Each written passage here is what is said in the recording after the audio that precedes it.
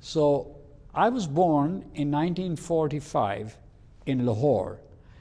It's a city of 12 million people, and it dates back 2,500 years. So Lahore is really an amalgam of cultures which resulted from multiple invasions of northern India, and it's really considered the heart of Pakistan. My dad served in the army, and so we actually moved from place to place wherever he was posted. And so growing up, I went to school in 5 different cities. And at that time, most of the schools were run by the Catholic Church, so they were strong disciplinarians. And so in 1947, India and Pakistan broke up into 2 countries. And at that time, my dad was posted in central India, and we had to travel by train from Allahabad to Lahore. And it's a rather long journey, and it was quite harrowing, and there were many attempts on our lives. And to give you a little bit of context, 2 million people were killed in this breakup of Pakistan and India, and 16 million people were uprooted from their homes. And it was a massive transfer of population. I got interested in engineering. There weren't too many professions available at that point in time. And my mom, she didn't like lawyers, and she thought doctors didn't have family life, so she said, you better become an engineer. So I became an engineer. That's how I got interested in engineering. My dad was posted in Dhaka, and I went to the engineering university there. The university was an affiliate of Texas A&M, and I graduated in mechanical engineering. Well, you see, HVAC was a novelty in those days. It was an emerging technology and a profession in our part of the world. I was good at thermodynamics and fluid mechanics, and so I was interested, was fascinated by air conditioning equipment and this emerging technology, and so I was drawn to the HVAC&R industry. Once I was in, I was hooked for life. My first job was with the train distributor, and there was application engineer, and as an application engineer, I got to select equipment and systems, and I absolutely fell in love with this business, and that love affair continues to this day. The challenges at that point in time were a paucity of technical information. The technical information we got was from manufacturers' catalogs. And you know, the other challenge was that there were no computers, there were no even calculators had not been invented, so everything had to be done by hand. And I worked with my second job, which I saw an ad in the paper, and it was for the position of chief engineer at the Intercontinental Hotel. Now, Intercontinental Hotels was owned by Pan Am World Airways, and I walked in. It was a walk-in interview, and I got hired. And the man who hired me, he was an inspiring mentor. He taught me some of the lessons which I've never forgotten. That is, you don't back down against challenges, you be tenacious, and you really put in all the effort that's needed. So these lessons have stuck with me all my life. And so I worked for Intercontinental for 12 years. And after I graduated from Dhaka, 3 years after that, time to change countries again, because Pakistan broke up into Bangladesh and Pakistan. So just 3 days before a planned visit of Senator Robert Kennedy to our hotel, he was going to be staying there, the hotel was bombed and had extensive damage. And management said to me, I said, look, I'm going away. And they said, no, you stay here and you get this repaired. So I said, all right, on one condition, and that is that when I get it done, you transfer me to Karachi. So I moved to Karachi after that, and I've lived in Karachi for 55 years. And my 2 younger sons were born there. In 2013, my wife passed away. And in 2017, I remarried. So my current wife is Chinese. And a couple of weeks ago, my granddaughter was married to an Englishman. And we've got all nationalities in our family. We're a multicultural, multiracial family. After working for Intercontinental for 12 years, I decided it was time for a change in profession. So if you're a young engineer or an engineer with not many resources, the best option is to get into the consulting business. It doesn't have a lot of capital investment. So I set up my consulting practice in 1980. And when I set up the practice, I needed all the technical information, which, as I'd said earlier, was not so easily available. And you know, ASHRAE is the world's greatest source of technical information on HVAC, so I became a member. And my first ASHRAE meeting was in 1997. I went to Philadelphia, and that really opened my eyes to the scale and the technical reach of ASHRAE. So I've been active in ASHRAE since 1980. Now, for the last 25 years, I've been involved with the Region-at-Large.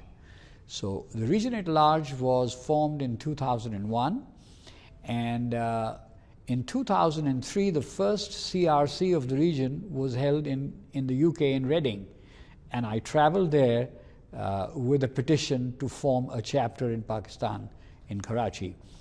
And after that, because I had already been a founder of the Pakistan HVAC&R Society, we collaborated and we set up chapters in central Pakistan in Lahore and northern Pakistan in Islamabad, and later on in Faisalabad. So we got 4 chapters in Pakistan. I was instrumental in that activity.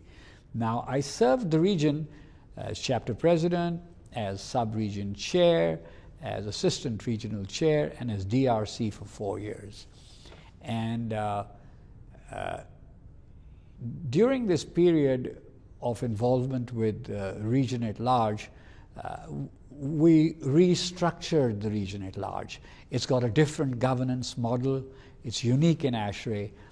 It's got sub-regions and assistant regional leaders and things like that. It's got its own bylaws. And I look upon Region-at-Large as a mother region which spawned other regions.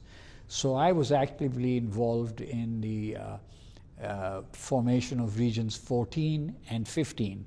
And of course, it gives me great satisfaction to see how they're prospering. Networking is, in my opinion, absolutely central plank of ASHRAE's charm and its, how will I say, its importance to a professional engineer.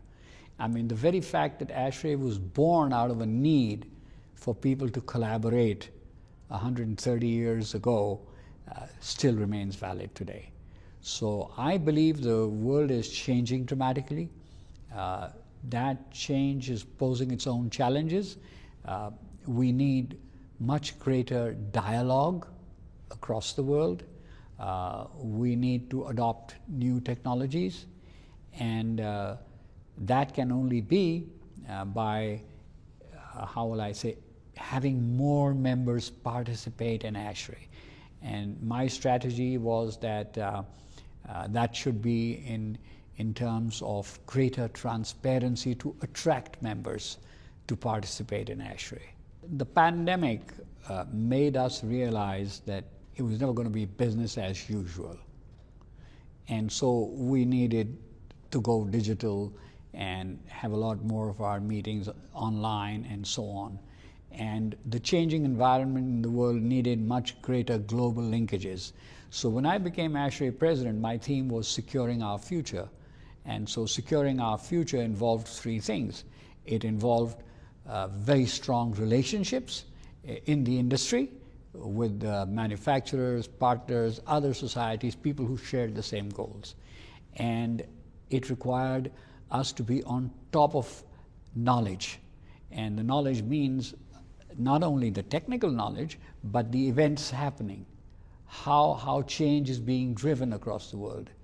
And finally, we needed to be nimble and ready to adapt ourselves to the changing circumstances. So in my presidential year, we had a global summit in Istanbul. And this summit, we brought together the board of directors, the CRC of Region-at-Large, and many international organizations. And one of the objectives of the summit was to discuss the critical issues of the day and write down reports, and I believe those reports constitute guidance for ASHRAE today. The other thing that we did was that we started a system of industry roundtables. So ASHRAE is in essence a service provider to the global HVAC&R industry. We give them all the knowledge and the technology. And so you need to listen to the voice of the customer.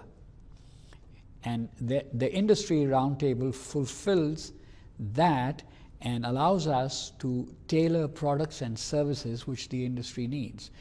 I'm glad to see that ASHRAE has embodied these roundtables, and they continue to be held at every CRC till this time.